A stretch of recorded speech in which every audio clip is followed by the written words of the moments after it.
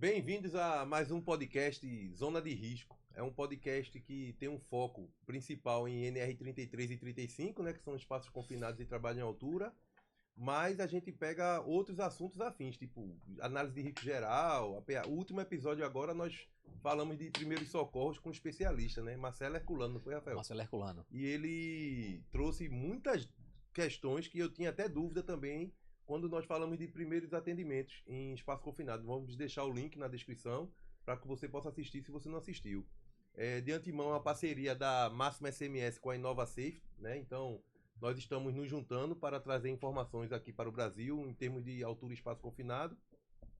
Meu nome é Augusto Santos, eu sou CEO da Máxima SMS e comigo hoje o meu ex-sócio e consultor da Inova Safe aqui no Nordeste, Rafael Padilha. E aí, Rafael? Hope, equipe, fala comigo, tudo bacana com vocês. Vamos lá, né, para mais um podcast. Esse é o 02? 02. E também agradecer aí o apoio do estúdio, né, ERM, que dá esse apoio pra gente aqui com as gravações dos podcasts Zona de Risco. E vamos para o que interessa.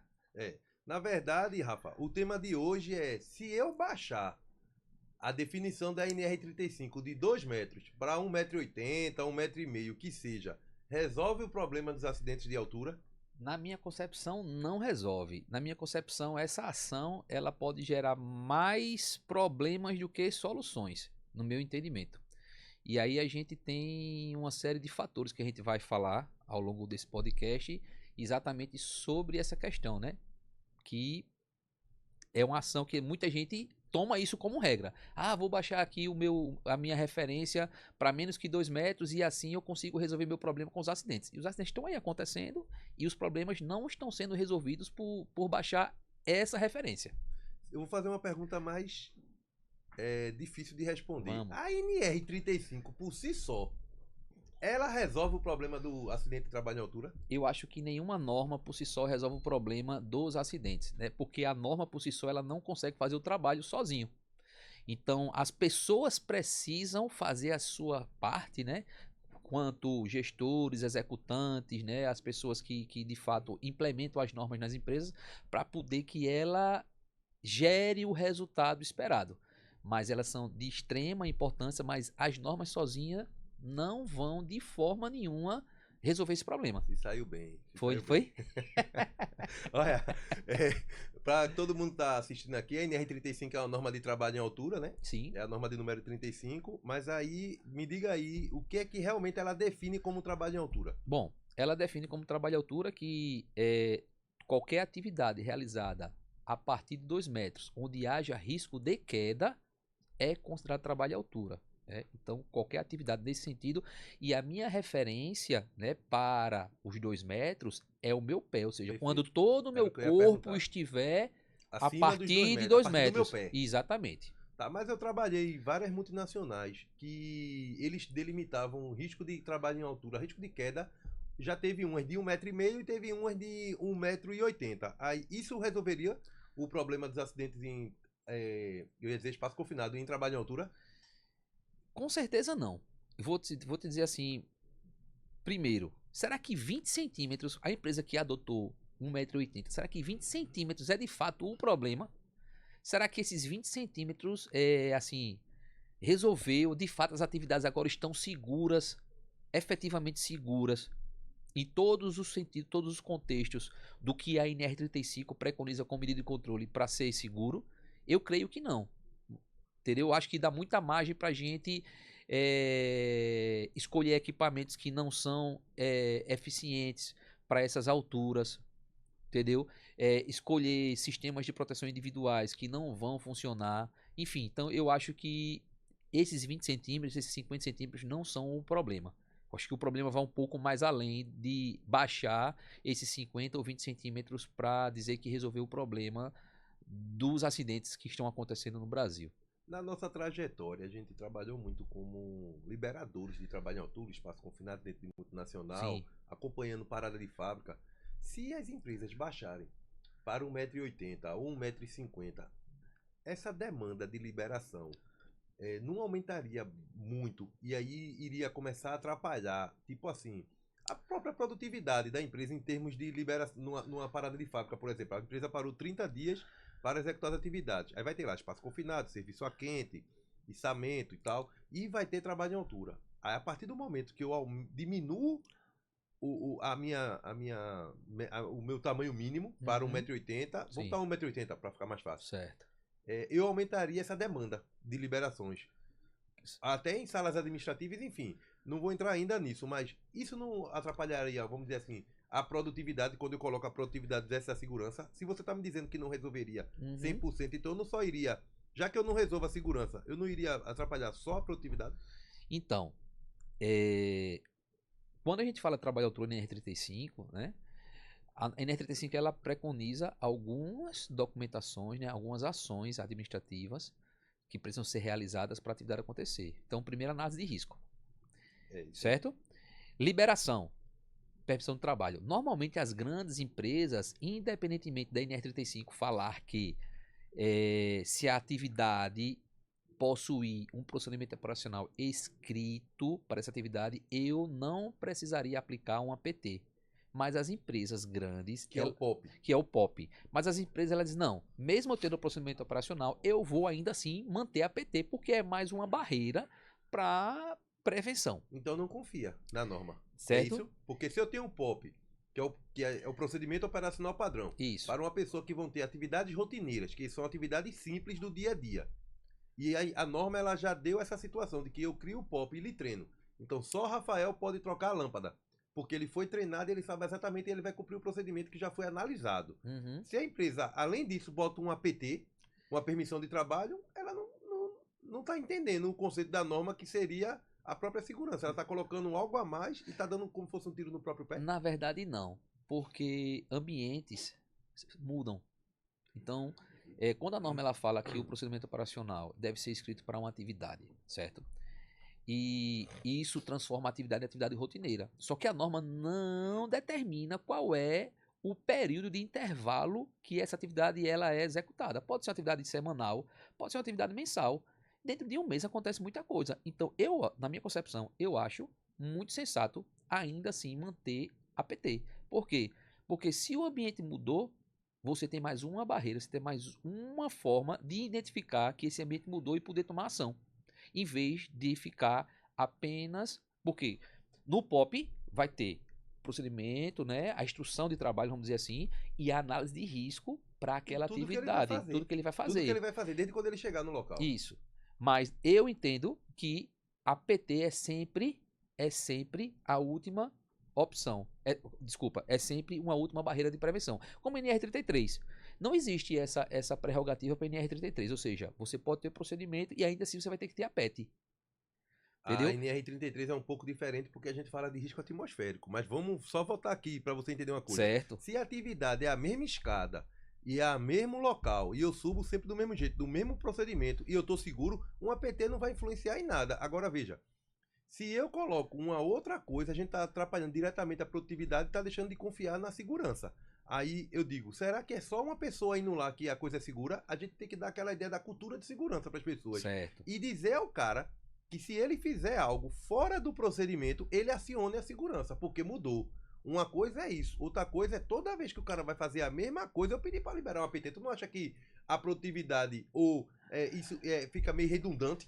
Também esquecer a produtividade, Sim. porque senão daqui a pouco o pessoal vai me criticar dizendo que eu não estou fazendo segurança, estou fazendo produtividade. Mas aí, quando eu digo, não fica redundante não, porque tu vai lá e vai dizer a mesma coisa que está no procedimento. Mas eu preciso avaliar algumas coisas num ambiente de trabalho. Tipo, se o meu meio de acesso está em condições de uso, vamos supor, você falou de uma escada, tá? Vamos falar de uma escada marinheiro que está em local externo. Certo. A escada, ela está em condições... Será que da última atividade até agora, ela está em condições, ela não está oxidada, entendeu? Entendeu? Então, assim, eu preciso avaliar algumas coisas. Certo? Mas veja, a norma, ela diz que existe... Eu vou ficar batendo aqui contigo, Rafa, porque, meu irmão, tu tem que me ajudar. Mas vê só, a norma, ela não diz que eu tenho que ter inspeções nas escadas, ela não tem que ter inspeção nos meus equipamentos. Você tá subentendendo que a pessoa não vai fazer. Eu tô dizendo a você o seguinte, eu tô subentendendo que tá tendo pleno cumprimento da norma. Agora veja, eu não tô dizendo que uma atividade com POP, ela não tem que ser auditada. avaliado. Um exemplo, se eu sou um técnico de segurança e estou passando na área e estou vendo uma pessoa executando atividade, eu vou lá analisar, pegar o POP e ver se ele está cumprindo, porque a gente sabe que pode existir desvio. Certo. Isso é uma coisa, mas eu estou dizendo assim, na minha opinião, não necessariamente, se eu tenho um POP, eu precisaria de uma PT. Mas veja, você tem a sua opinião, tem a minha. A ideia não é mudar a opinião de ninguém, não. Só tô querendo que o espectador ele entenda. Ou e aí, talvez se ele já estiver gostando desse assunto do jeito que está sendo tratado, já curte lá, compartilha, já comenta para que a gente possa ir evoluindo nesse nível ou não. Ou talvez as empresas que façam isso, ela não esteja desconfiando da norma, mas sim de quem está executando e de quem está implementando ela nas empresas. Aí auditorias, entendeu? Rotineiras. Um exemplo, tem uma equipe. Aí existem várias metodologias. Existem metodologias internacionais que diz que o próprio gerente, diretor, ele tem que descer uma vez na semana para fazer uma análise de uma atividade. Então, se eu tenho essa como a cultura na minha empresa e tudo funcionando, eu acho que aí eu elimino. Mas tu entende, de alguma forma ele vai ter que ter uma ação de analisar previamente o ambiente de trabalho, a empresa... Mas o ideal é que a gente treine para os trabalhadores fazerem. Não precisa da função do técnico segurança do liberador. Não, mas só que isso é uma questão que já vem mudando com o tempo. A segurança do trabalho já mudou muito, Augusto. Antigamente, tudo quem liberava era o técnico. Quando eu tô falando aqui da PT e coisa e tal, não tô falando do técnico não, tá? Eu tô falando dos liberadores capacitados, que pode ser o gerente, o supervisor... Mas aí tu tá pegando um gerente para parar a atividade dele, para ele descer para liberar... Não que não seja importante. Sim. Mas eu já tenho um procedimento que eu já tenho a segurança. Eu não tô dizendo que liberar a PT não é importante. Eu tô dizendo que se eu já tenho minha medida de controle, eu fazer outra adicional, eu acho que aí perca. A gente tá falando de um risco crítico. Exato. Que entendeu? As empresas chamam de regra de então ouro, eu né? acho que, assim, eu não sou adepto de procurar chifre em cabeça de cavalo. Porém, eu acho que, ainda assim, a permissão para um risco crítico nível trabalho em altura, que tem tido tanto acidente, eu acho que ainda não é a hora de dispensar, mesmo a norma dando esse âmbito de dispensar, eu acho que ainda não é a hora de dispensar a PT, eu acho que ainda a gente precisa percorrer um trabalho grande, eu acho que, lembra que a gente estava falando antes aqui de começar a gravar da curva de Bradley, acho que a turma ainda não está no nível, entendeu? Lá da curva de Bradley, lá na frente, de fazer a coisa... Indivíduo, né? De ele sozinho. Isso, acho que ainda está nesse nível então, não. Para eu chegar no meio termo, se eu digo a ele que além do procedimento, antes do procedimento, ele faria um APR. Ele mesmo faria APR, análise preliminar. Só para saber se o passo a passo está de acordo com o procedimento. Um cheque da APR podia ser, pronto. né? E aí, se der alguma coisa errada, ele chama alguém. Pode ser também. Pronto. Pode ser a minha também. questão é essa, entendeu? Sim. Rafa, se a coisa tá segura, se a coisa... A Siri tá se metendo aqui, ó. Eu acho que tem que ter algum cheque. Porque, por exemplo, se é o cheque da escada, se é o cheque do equipamento, alguma coisa tem que fazer um cheque, nem que seja um cheque básico, só pra gente entender que se é as coisas estão... Isso. Entendeu? E para poder também até saber que foi feita aquela atividade e ter uma rastreabilidade. Rastreabilidade de execução. Até pra gente saber se a atividade foi feita, a turma da segurança saber o que é que tá acontecendo na fábrica. Perfeito. Entendeu? Pra a coisa não acontecer à toa. Você falou de análise de risco, você falou de PT, a gente falou de procedimento. Outras documentações seriam o quê? Certificado? Tem mais algumas outras e treinamento seria o checklist de equipamento, de inspeção dos equipamentos, tanto individuais como coletivos, se for o caso, né? Enfim. Aí outras documentações secundárias, mas eu acho que as básicas são essas: análise de risco, PT e o procedimento operacional. Agora vê, você disse, beleza, as empresas querem baixar e a gente está discutindo se resolve ou não um problema. Isso. Já entramos em POP, em PT e tal, mas o foco hoje seria essa acelerado. Essa parte de baixar a altura. Sim. Quando eu baixo a altura, existe um termo que se chama ZLQ. Isso. O que é que ele é e por que ele é importante? Zona livre de queda, né? A zona livre de queda, ela é um termo, né, que é dado aos equipamentos, os elementos de ligação, sistema individual, né, mas basicamente isso é intrínseco aos elementos de ligação talabarte, trava-quedas.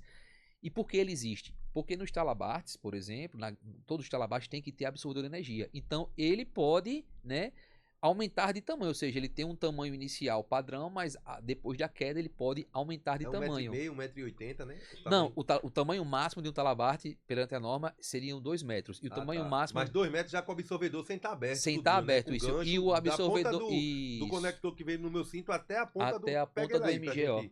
Né? Só para ilustrar, então, para quem não... Aqui, né? Então, aqui está o talabarte. Então, daqui, ó, daqui do MGO até aqui o o mosquetão que conecta no peito do trabalhador, né? 2 metros, no máximo. No máximo. Esse No aqui máximo. eu acho que tem 1,30 m É isso que nessa eu ia perguntar. faixa. Esse é da Inova Safety, que é a Nova parceira Safety, nossa aqui do... 1,30 m. Já fazendo o merchan da Inova. E aqui, ó. E o ZLQ desse aqui nossos é 4,57. Pronto, ZLQ, aí agora Zona pronto. livre de queda. Que seria o Que talabarte seria aberto. o quê? O talabarte aberto. Mas é o quê?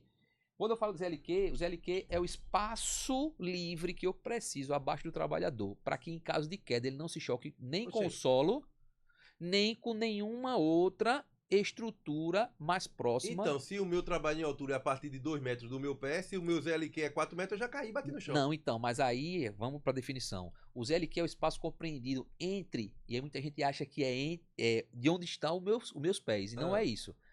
É entre o ponto de ancoragem, onde eu coloco onde eu conecto o meu MGO, certo? O que é MGO? É o mosquetão de grande abertura. Só que como é um termo francês, né? O grande, a abertura é outro termo lá que eu não vou saber perfeito. pronunciar aqui para não passar vergonha, né? Tá bom. Então, é entre o ponto de ancoragem e o obstáculo mais próximo. Pode ser o solo ou outra plataforma mais próxima. Uma plataforma mais próxima, entendeu? Enfim. Então, é esse espaço. Isso é o ZLQ. Então, de onde está conectado o meu talabarte até o obstáculo mais próximo. Então, quando ele fala aqui 4,57, ele está dizendo o seguinte, que de onde estiver conectado o meu talabarte, eu preciso de 4,57 m para não bater, porque... Tem algum máximo pela norma? Então, vai ter porque você disse que o talabarte é 1,30 m e você disse que ele pode ficar até 2 metros. Máximo 2 metros do talabarte e o ABS máximo é 1,75 m. Então aí já tem 3,75. Mais 1,5 m, que é a constante da altura do trabalhador, mais 1 metro de segurança, vai dar 4,75, 5,25. Pronto. Então essa é a altura, seria o ZLQ máximo de um talabarte. Entendi. Se a gente calculou errado aí, comenta, porque a gente calculou rapidamente aqui. Então, assim, esse é o grande problema, o ZLQ. Então, quando eu baixo a referência, o meu grande problema, um dos primeiros problemas é o ZLQ. Uma atividade de 1,5 m, se com 2 metros a gente já não tem um ZLQ, né? Os elementos de ligação já não proporcionam um ZLQ tão bacana para atividades em alturas menores, imagina para 1,5 m, entendeu? Então já começa a ter um problema. Então o problema primeiro segundo que a gente já identificou. Primeiro é a produtividade, que vai demandar muito mais liberações de outras pessoas, que independente de ser técnico. E o segundo é o ZLQ. Exato. Porque muita gente acha que trabalho em altura, a grande gama das pessoas que trabalham em altura fazem trabalho em altura em 30 metros, 20 metros, e na verdade... Esses quase não morrem. Você não vê um alpinista morrer, né? É muito difícil. É muito difícil, muito raro. E o que é que acontece? Mas hoje, nesse momento agora, tem mais gente trabalhando a 3 metros, 2 metros, 1,80 m do que a 20, 10, 15, 30, entendeu? Então, tem muito mais demanda nesse sentido. Então, só que os equipamentos, né, os elementos de ligação, eles não foram projetados para essas alturas menores, e sim para as alturas maiores. E aí a gente tem um problema com isso, e o ZLQ é um grande problema. Porque aí o cara vai cair, vai bater no chão, onde é que está a efetividade nisso, né? Tá, mas aí você falou que existem os elementos de ligação. O ZLQ para o talabarte, mas existem outros elementos de ligação que eu não preciso usar o talabarte. Exato. Aí vem outro problema. As empresas, quando ela faz se é que ela faz o planejamento do trabalho à altura, né? Então, quando você fala de trabalho à altura, você pensa logo em queda. Quando você pergunta ao pessoal, como é que eu previno queda? Como é que eu evito, né? Como é que eu evito que o trabalhador morra no trabalho à altura e queda? A turma fala, cinto e talabarte. Então a turma ela faz o planejamento lá da hierarquia de trabalho à altura, que é aquela pirâmide, né? Faz pela base. Eles nunca pensam primeiro em evitar o trabalho à altura, para depois pensar com proteções coletivas, para depois pensar na prevenção com a medida individual. Eles jogam lá o quê? EPI. E aí eles pensam lá o quê? Cinto talabarte. Aí daqui que o cara vem a pensar, não, a gente pode utilizar um trava-quedas retrátil. Que tem um ZLQ bem menor, né? No caso do ZLQ, se ele tiver ABS vai ser ZLQ, mas se ele não tiver vai ser espaço livre abaixo dos pés. Então, mostra um trava-queda comum aí pro pessoal. E aqui o trava-quedas de corda, né? Esse trava-quedas, por exemplo, aqui, ó, ele vai ter o quê? Ele vai ter um ABS. Então aqui eu tenho um ZLQ, que é de 1,90 m para esse trava-quedas. Então veja, se eu trabalhar 1,5 m, ele já me pede um ZLQ de 1,90 m, certo? Eu vou ter que analisar se de fato nesse 1,5 m, aonde ele vai estar conectado, na altura que ele vai estar conectado, né? Lembrando que o ZLQ não é de onde estão os meus pés, é do ponto de ancoragem, o espaço livre entre o ponto de ancoragem até o obstáculo mais próximo. Será que esse trava-quedas vai me ajudar também? Vai dar certo? Será que eu não vou bater no chão? Será que de fato ele vai ser eficiente nessa ação? Então, assim, esse é o grande problema.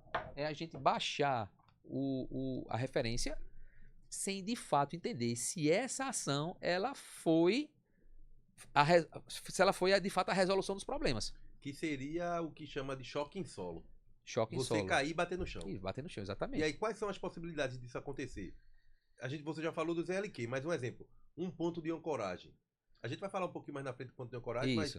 mas um exemplo. Se eu tenho o Talabarte, você me disse que vai influenciar onde eu coloco o Talabarte. Então, eu tenho que estar sempre colocando ele em cima. Tem gente que eu já vi colocando embaixo. Isso aí influencia o ZLQ, é isso? E o ZLQ influencia totalmente, que no caso aí é o fator de queda, né? Então, a altura que eu vou colocar o meu Talabarte, né? Que eu vou conectar meu Talabarte, o fator de queda que ele vai ser conectado vai influenciar totalmente na energia que vai ser gerada, se o ABS vai abrir ou não. Então, se eu vou cair mais, se eu vou cair menos, se o fator de queda é 1, se é 0, se é menor que 1, se é 2. Então, o ponto aonde o posicionamento do ponto de ancoragem, a altura do ponto de ancoragem, ele é fundamental, entendeu? Para a gente reduzir, né, minimizar ali, conseguir otimizar o espaço que eu tenho do meu ZLQ, vamos dizer assim, ou não. Então me diga os erros comuns. Porque, vê, se você está me dizendo que eu tenho 2 metros e o ZLQ eu tenho que ter um certo cuidado, porque talvez ele já não atenda. Exato. E aí, se eu baixo para 1,80 m, eu teria um outro problema, porque se já não atende, iria potencializar. E já não atende com 2, isso. Que conta do ponto de ancoragem, que é da ponta do Talabarte. Uhum. Então não é do meu pé. Mas se eu estou montando um andaime. Sim. E eu boto o Talabarte no meu pé, porque eu não tenho onde botar em cima. Certo. Se eu não tiver programado. Aí eu queria que você falasse a relação do ZLQ com o fator de queda versus o acidente. Porque é o que a gente tá querendo dizer. Baixei para 1,80 e agora eu tô com ZLQ. Isso potencializaria. O que é, na sua opinião? Na verdade é o seguinte, ZLQ com fator de queda, ele tem uma relação direta. Porque se eu tenho um ZLQ de um Talabarte de 4,50 m, como esse aqui que a gente mostrou agora da Innova, certo? E o meu ponto de ancoragem está em fator de queda 2, que é no pé, caiu no chão. O choque com o solo é certo. E mesmo que eu esteja a 10 metros, eu também tenho que. Você falou que eu tenho que avaliar em queda livre. Então, se tiver uma outra estrutura, se eu tiver no andaime, eu vou bater no andaime. Aí a gente está falando de outro fenômeno, que seria que poderia ser o efeito pêndulo. Né? Ou seja, de eu cair e voltar, né? De voltar para o ponto de origem e me chocar com a estrutura lateral do andaime. Então, em cima do pêndulo e essas coisas, quais são os erros comuns que acontecem? Só para eu ter uma ideia aqui para o pessoal que está assistindo. Quando a gente fala de reduzir você fala quando a gente fala de reduzir Sim, também. Mas os riscos que podem acontecer se eu reduzir ou não. Que eu já tenho comum. E se eu reduzir, vou potencializar. Porque o que eu estou vendo até agora, você está me dizendo que se eu reduzir, eu estou pior. Eu acho que sim. Na minha concepção, acho que sim. Porque quando eu reduzo, né, eu não tenho a certeza de que eu não vou bater no solo. Então, o ZLQ para mim é um grande problema quando eu reduzo. Dependendo do elemento de ligação que eu vou utilizar, ou seja, se eu não selecionar corretamente todo o meu sistema, se eu não planejar minha atividade correta, eu vou potencializar o risco. Na verdade, eu não estou resolvendo, eu estou potencializando. Então, os grandes erros no trabalho de altura, por exemplo, o efeito pêndulo. Quando é que geralmente acontece o efeito pêndulo? Ou quando eu tenho a ancoragem, certo?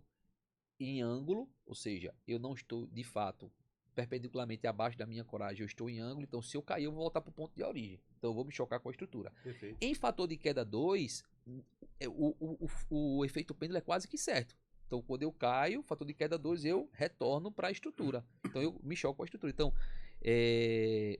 grande gama das pessoas não conhecem o que é ZLQ. Você vai fazer treinamentos para trabalhadores executantes, você fala de ZLQ, os caras não sabem nem o que é. Então isso teria que já estar introduzido dentro do treinamento. Da capacitação, porque a norma ela obriga a falar do ZLQ ela obriga a falar do ZLQ. Ela coloca lá falar do ZLQ, né? Enfim, tem. Então, assim, O grande problema é esse. Então, você fala de ZLQ pra galera, ela não sabe o que é ZLQ. Então eu posso falar para quem está assistindo que se você está assistindo esse podcast e já teve treinamento de altura e não sabe o que é ZLQ, cancela a empresa que deu treinamento com você. Bota na lista negra e não bota ele nem para contar parabéns no seu aniversário, não é assim? Não é isso? Porque tá na norma? é fundamental. E é fundamental, entendeu? Porque como é que o cara vai trabalhar em altura e ele recebe um equipamento e ele não sabe quais são as limitações de uso do equipamento?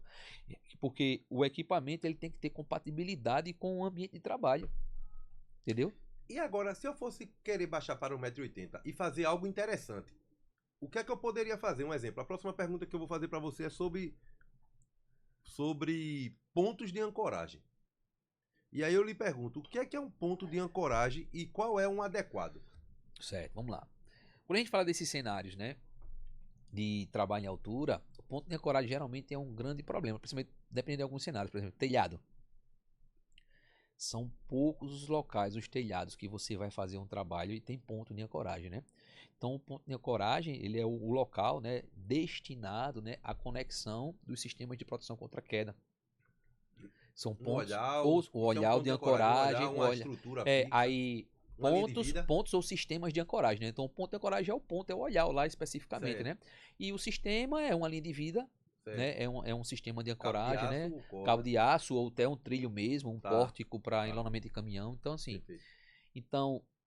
dentro do tripé, né? Dentro ali do sistema de proteção individual contra queda, né? O SPIQ, eu tenho 3 elementos básicos, que é o quê? O cinto de segurança, que é o EPI, propriamente dito.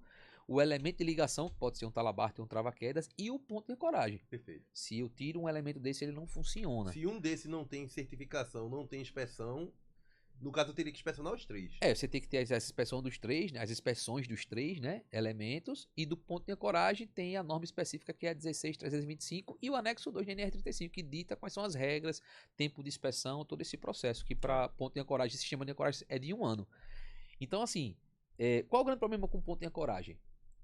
E aí, falando mais uma vez desses cenários que são abaixo de 2 metros, a gente hoje já não tem, os cenários de trabalho de altura já não são com ponto de ancoragem. Você já tem uma dificuldade com ponto de ancoragem.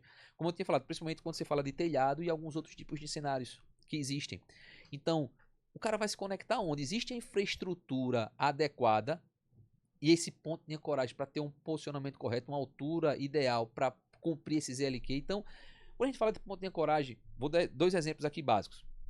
Imagine agora que a gente vai fazer uma manutenção em luminárias em salas administrativas. E essa sala tem um pé direito, onde quando o trabalhador ele sobe 7 metros no pé direito, por exemplo. Aí o cara sobe a 2 metros e ainda tem ali 5 metros. Vamos falar daquela questão de baixar o limite. Vamos dizer que o cara ficou 1 metro. Vamos dizer que na nossa empresa agora aqui é 1,5 m de altura. E o cara subiu nessa sala, a luminária, quando você subiu para fazer a manutenção, o seu pé ficou 1,5 m. Então você já estaria quase no teto. Aí você já estaria em trabalho em altura. Entendi. Então eu já teria que ter todas as medidas de controle que a NR35 pede. Uma sala administrativa. Beleza? Será que de fato vai ter ponto de ancoragem para esse cara conectar um talabarte ou botar uma linha de vida ali com trava-quedas, alguma coisa? Eu creio piamente que não. Se for planejado antes, tipo o cara colocar um olhar em cima, mas mesmo assim não ia ficar muito tumultuado, não.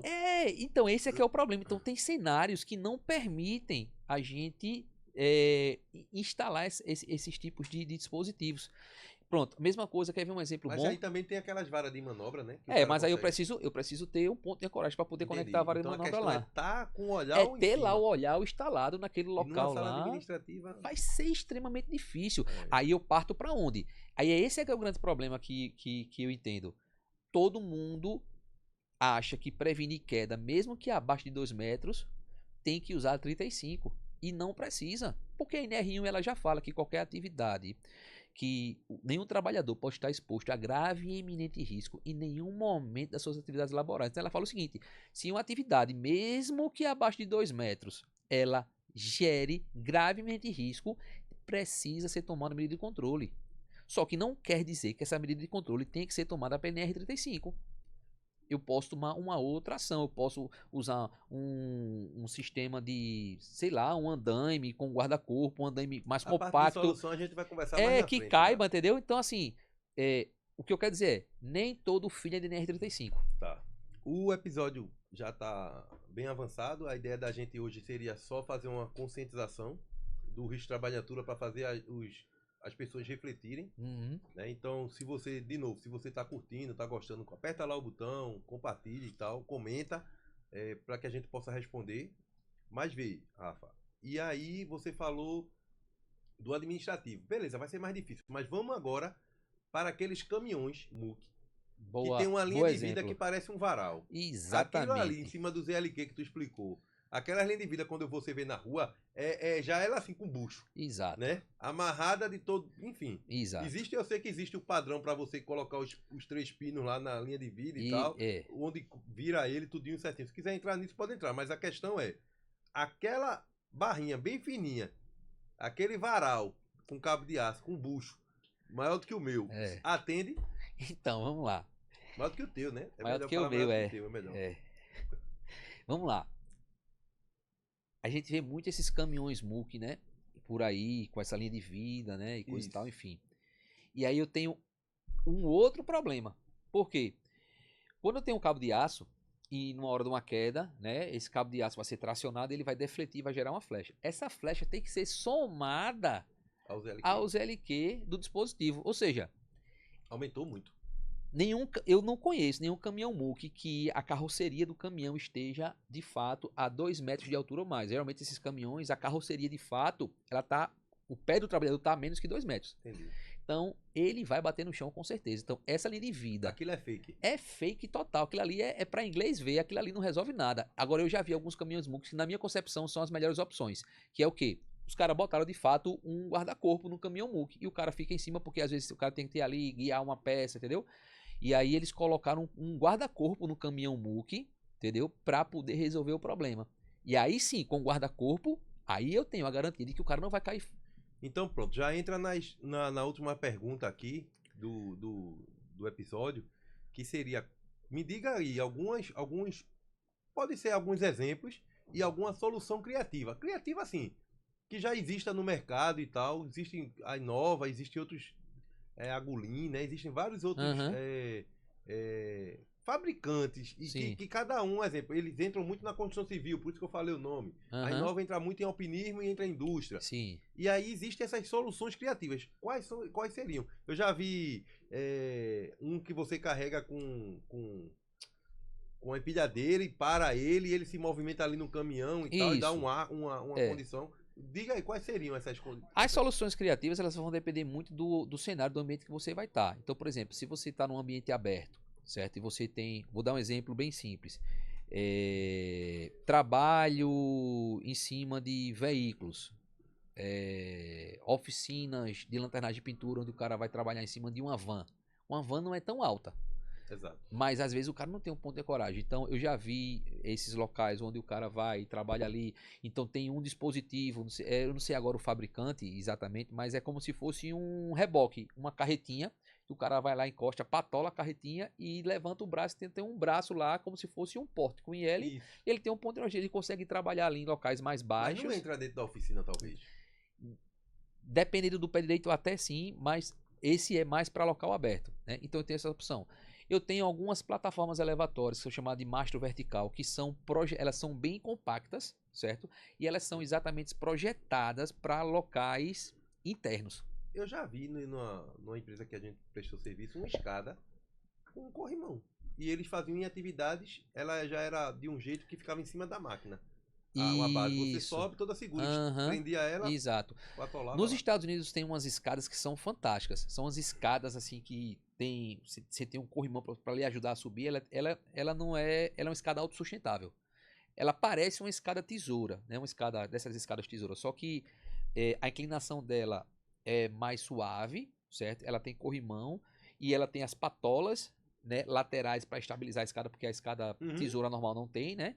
E quando você chega lá em cima, ela tem uma base de trabalho que você fecha uma portiolazinha e você fica ali dentro como se fosse uma plataforma de trabalho fechadinha com guarda-corpo. E ela é móvel, você desmonta ela e leva. A gente vendeu para um cliente, a gente tem aquela torre de treinamento. Sim. Um andaime focado em treinamento. A gente vendeu para um cliente que a gente não pode falar o nome por causa de... Enfim. Mas ele achou a coisa absurda de bom. Isso. Tipo, ele disse que usou na máquina, que quando você visitou lá, você Aham. montou, a gente deixou o Isso. nosso lá, montou, Isso. ele utilizou, e até hoje ele usa e disse que usa em milhões de situações dentro Exato. da fábrica dele. Porque aquela É uma linha de produção de bebida, né? Isso, aquela torre é fantástica de fato, entendeu? E assim, a gente vendeu uma configuração para ela que era uma configuração de 2 metros, 2 metros e 30 por 1 metro de largura. Essa torre ela tem patola de alongamento de base para você poder montar mais alto sem precisar estar estaiando, né? E ela tem guarda-corpo, rodapé, entendeu? Então, de fato, é um dispositivo. Pronto. Eu penso que nesses locais, nesses cenários abaixo de 2 metros, muito mais vai ser efetivo um dispositivo de acesso criativo, com tecnologia agregada, né, embarcada, assim, uma coisa bem projetada, bem criativa, do que de fato a gente correr primeiro para a produção individual.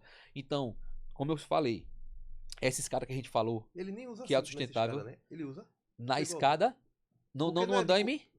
A escada não ficou 45 graus? No andaime? Ah, no andaime ele Não, precisa. no andaime ele precisa porque lá no andaime ele vai E ter lá. chegou a 2 metros no andaime? No andaime ele usa duas situações. Ele usa abaixo de 2 metros, e aí, como tem guarda-corpo, ele não precisa. Tudo Certo. tem guarda-corpozinho, e aí de boa, mesmo está abaixo de 2 metros, mas mesmo assim ele Mas nessa tem empresa proteção é 2 de queda. metros, É 2 o trabalho de metros. altura, É 2 ele não metros. baixou, não. Isso. E tem locais que ele trabalha a 4 e a 6 metros. Então aí ele vai estar usando. Entendeu? Entendi. Porque a escada é 90 graus, né? Entendi. Então, assim. Mas eu lembro que foi feito o pop também. Foi feito procedimento operacional, foi lá, foi E testado aí também não vai competir, antes. tá vendo? Não comprou assim na escura. A gente foi lá, deixou o deixou o nosso na nosso, época, né? E, enfim, então foi uma coisa bem planejada mesmo. Foi feito um estudo Aí, verdadeiro. essa é a ideia da Inova aqui, no Nordeste. Você, antes de vender, você tentar dar essas dicas, isso aqui, tudo que a gente conversou hoje. A Inova, ela tem essa ideia de trazer aqui para o Nordeste e passar essa consultoria, não só vender o equipamento. Como é que você se comporta aqui? A gente faz esse trabalho sim. Por exemplo, ontem eu visitei um cliente que ele conheceu, viu a Inova no site, e aí ele entrou em contato com a Inova e ele estava meio receoso de comprar para saber se de fato era bom e se o equipamento ia atender a demanda dele. E eu fui lá ontem e ó, esses são os equipamentos, a nossa entrega é essa, entendeu? O material construtivo do equipamento, o NFC, né? Como é que funciona. É isso que eu ia perguntar, porque existem 500 marcas de cinto. Por que eu compraria da Inova? Na minha concepção, a Inova ela tem alguns diferenciais básicos. Vou falar o diferencial básico assim que todo mundo teria material construtivo. Primeiro, tudo é aço inox, então tu não vai ter problema, principalmente na nossa área aqui que é litorânea, não vai ter problema com a oxidação. 2, 10 anos de validade de vida útil Do cinto. do cinto. Todo sintético da Inova, do cinto, talabarte, os trava-quedas, corda, tudo é 10 anos de validade de vida útil. 3, os nossos equipamentos, os nossos cintos, ele tem uma fita mais densa, nossa fita tem uma composição com mais 30% a mais de fio na composição da fita. Isso ajuda em quê? Isso ajuda em atividades que o cara senta muito, se arrastam quando causa abrasão. Então eu não vou ter tanta preocupação assim, de causar uma pequena abrasão, eu já fico preocupado com o equipamento porque eu tenho 30% a mais de fio, então eu posso perder mais material. Lógico que eu não vou ficar me arrastando, mas se acontecer eu não vou ter tanta preocupação de perder pouco material e ter que condenar o equipamento. 2, com a fita mais densa, com a fita mais robusta, né? Não, isso tá dentro da fita ainda, tá dentro da fita, né? Tô falando da fita. O ajuste do equipamento, quando você ajusta, ele não folga. Entendeu? Então você ajusta a fita e o ajuste fica lá. Então com essa fita mais densa ela não permite que a fita folgue durante o uso do equipamento. E aí agora, e o NFC agora que veio assim para eliminar o papel. Para eliminar o papel e ajudar muito no controle, né? Controle e inspeção do equipamento, né? Boa.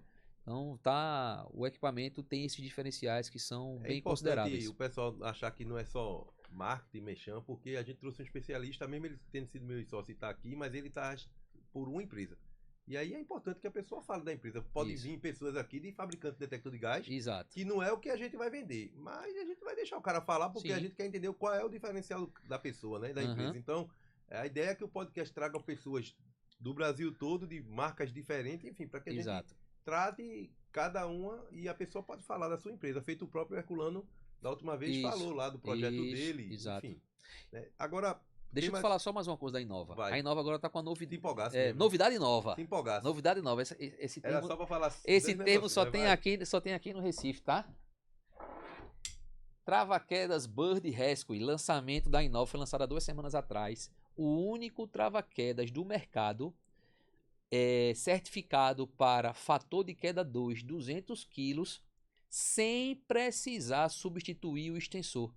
O extensorzinho aqui, ó, você não precisa substituir. Com esse mesmo extensor, eu posso utilizar tanto para uma pessoa como para 2 pessoas, ou seja, é o único do mercado hoje que é certificado para 200 quilos sem precisar substituir o extensor Porque do os outros, equipamento. você quando vai resgatar, quando vai colocar uma pessoa ancorada, tem que substituir, é? Teria que E como é que substituir. eu faço isso na hora do resgate? Eu tô ali Então, na hora você do... teria que já estar com esse extensor no local, entendeu? Entendi. Então ele vem com 2 extensores. Normalmente os fabricantes, eles vêm com 2 extensores, né? Ele vem com o extensor maior, que é só para o que foi certificado para 100 quilos, fator de queda 2, 100 quilos, e ele vem com o extensor menorzinho, que ele foi certificado para o 2 fator pessoas, de queda vamos dizer 2, 200 quilos, que seria Deixa de ser teoricamente... prático. Então deixa a ideia de ser da inovação prático. aqui é ser prático. Ou seja, por que o extensor grande? Porque tem algumas atividades que você precisa do extensor maior para dar maior mobilidade para o alpinista, para o resgatista. Então ele fica maior e te ajuda. Boa. Com o menor você às vezes tem algumas restrições. Então a gente tentou, foi aí um trabalho longo, né? Foi um trabalho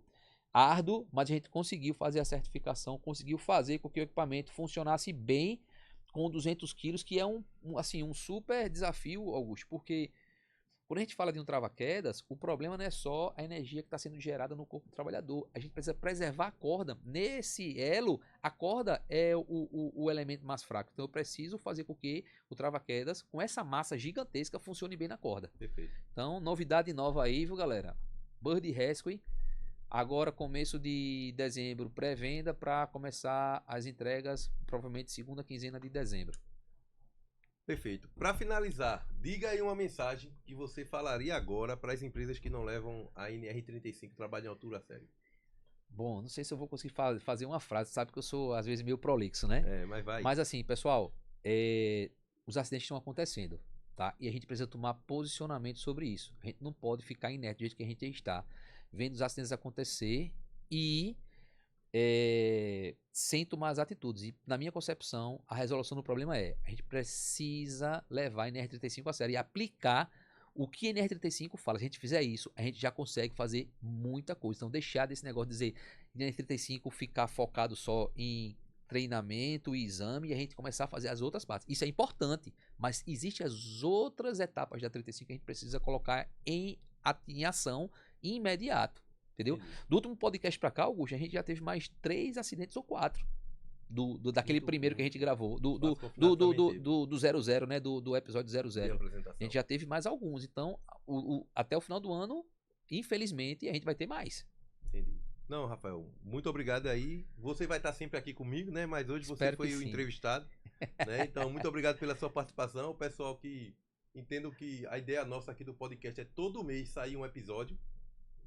Preferencialmente no dia 10 de cada mês, né? A gente já tem mantido os 2 primeiros. Esse deve sair agora, estamos gravando aqui ainda no final de novembro, deve sair agora até o dia 10 de dezembro, mais um em janeiro, dia 10, fevereiro e assim consequentemente. Também nós vamos fazer outras ideias com lives e tal, então aí o pessoal pode se perguntar por que só um episódio por mês? É porque, graças a Deus, o tempo não está sobrando demais, né? Então a gente está se ajustando para poder ter a gravação desse podcast, mas que isso também não limite na parte de informação. Vamos ter vídeos de equipamentos, mostrando algumas tecnologias que foi falado agora, calibração, detector de gás, enfim, vai entrar nas 2 áreas aí das empresas, mas a ideia do podcast é essa. Então sempre a gente dá preferência para um convidado também. O próximo deve ser de ventilação, troca de ar em espaço confinado, e aí a gente vai trazer uma engenheira. Enfim, a gente já tem algumas coisas para poder para o ano que vem. Então não deixe de acompanhar, curtam, compartilhe, ativa lá para quando tiver saindo um episódio você receber e vamos focar em segurança do trabalho. Valeu. Foi um prazer, meu irmão. Valeu, galera. Tamo junto, abraço. Valeu. Até a próxima. Foi.